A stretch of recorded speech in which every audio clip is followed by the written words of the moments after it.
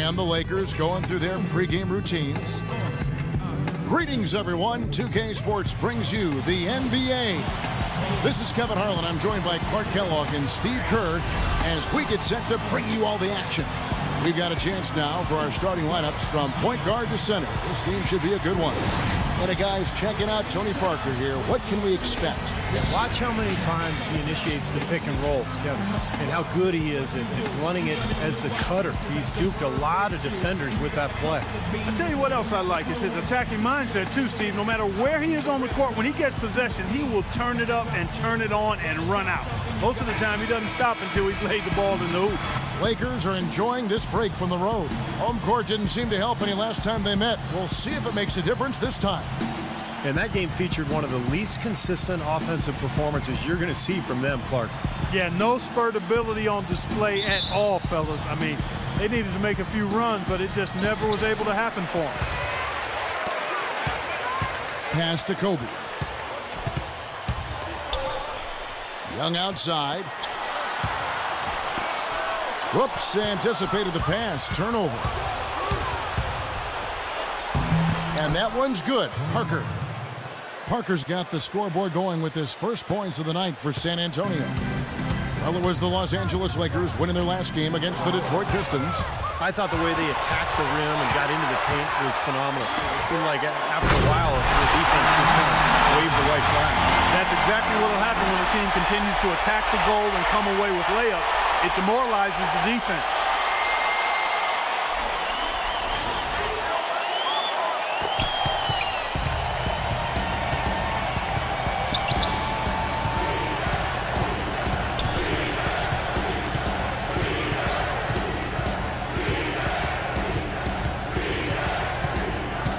Pass to Leonard. 6 to shoot. Left side, Leonard. And a big bounce off the rim, but it sinks right in. And I'll tell you what, guys, there's no better feeling than coming back to where it all started, seeing your friends and family in the stands, and just destroying the hometown team. He's looking to go 2-0 here on the season, complete the hometown sweep. That would be awfully sweet for him. You know, one of the stranger things of Tim Duncan's Hall of Fame career is how his free throw percentage has fluctuated from season to season, guys. Some years in the 70s, others in the low 60s. Last year was a good one for Timmy, though, as he shot well over 70. The offense just getting right to the rim, but at least they saved the layup with the foul. That's old school basketball rules. I mean, at the end of the day, no easy layups. Earn it from the line.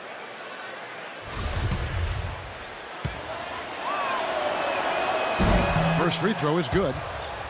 Going back to Duncan's free throw shooting, last season he changed his routine and shooting motion.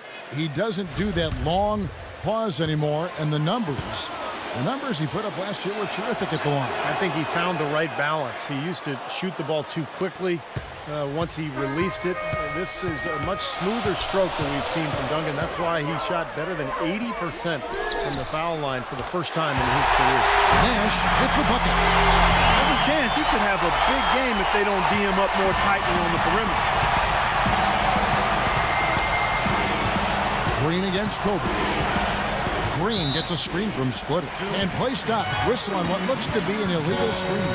Well, good idea setting that screen, but the execution wasn't there. No, it sure wasn't. I mean, you want it to be hard, but it also has to be legal. Nash kicks to Young.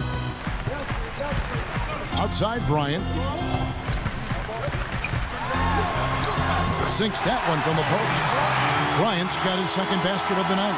Well, he's a really difficult cover because if he gets anywhere near the rim, he can finish. Great strength, the ability to convert in the lane. Boy, that's tough to defend. And applies even if he has to absorb contact getting to the rim.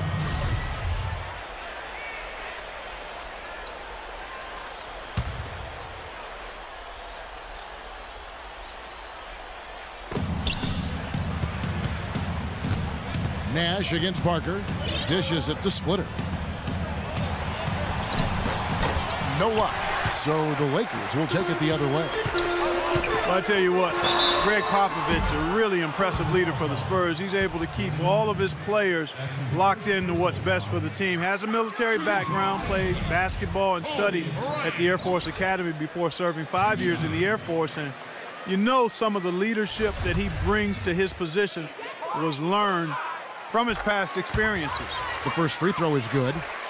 And Clark, you mentioned Pop's time at the Air Force Academy. That's where he got his start in the coaching ranks. Yeah, 6 years as an assistant there. He was head coach at Pomona, an assistant coach with the Golden State Warriors and the Spurs, and actually moved into the front office in San Antonio. But wow, what an amazing run it's been for him. 17 years as the head coach of the Spurs. Now here's Green. 11 points for him in that last game against Boston. Leonard, the open look. No good. They had a chance to end the run there. Nobody anywhere close to him. Where's the defense? He's got to make that shot, though. That bucket in no time at all. And it's 6 points for Steve Nash. Excellent ball movement there, guys. Yeah, I think that's what's keyed this run, because they're keeping the ball moving. The defense hasn't been able to set up. And San Antonio calls the first timeout of the game. Their last game, a win against Boston, looking to carry it into this one. Yeah, and in the end, it wasn't even close. I mean, they had points coming from all over the floor.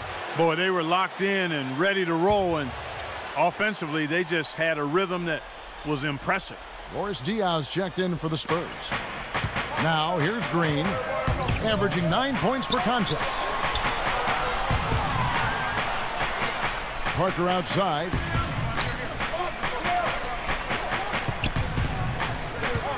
Down to 5 on the shot clock. Goes up and lays it nice and easy. Beautiful finger roll to cap that drive off. He knows how to finish with some flair and flavor, guys. Seems like every year, guys, you look at Tony Parker and he's found something else to add to his game. He's always improving. Now, here's Nash. 6 points for him. Here's Bryant. Rebound, San Antonio. Duncan's got 3 rebounds now in this one. Green kicks to Parker. He feeds it to Duncan. Puts it up from 12, and it's good. And last season for Tony Parker, arguably his best ever. 20 points a game, almost 8 assists, 52% Steve from the field. There was even talk at midseason about maybe MVP consideration. Well, his ability to score inside around the rim is amazing, but he's also become a master of knocking down the jump shot from that 15 to 18-foot range. But really, this team has been built now around Parker. Their offensive strategy completely tailored to suit his talents. Kicks to Green. 36 seconds left to play in the first. Leonard attacking. Spurs working the ball around now. And Green with the basket on the assist by Diaz. Green's got his first bucket of the game, and he's on the board for 3. Nash dishes to Gasol. The feed to Bryant. Gasol against Duncan. Nash outside. Now the pass to Kobe. It's stolen by Green. And now running it up the court. Green pushing it all the way. Parker's shot is off. Great look. Disappointing result. You know, most times he knocks that one down. Nash outside. And he hits the buzzer beater. What a 3 at the horn, man. On the quarter on the high note. What a big shot. I'll say that'll put a little bounce in their step coming back out of this break.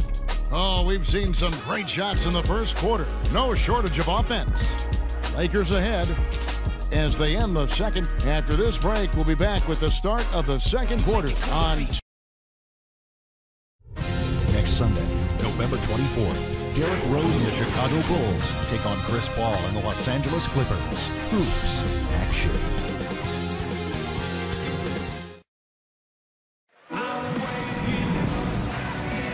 All right, the second quarter beginning in just a moment. And let's quickly check out the scoring breakdown here for the Lakers. Now, they didn't waste any time getting into a groove out there. They're dialed in from long range. You know, another factor in their offense so far has been their ability to convert and score off turnovers. Here's Parker.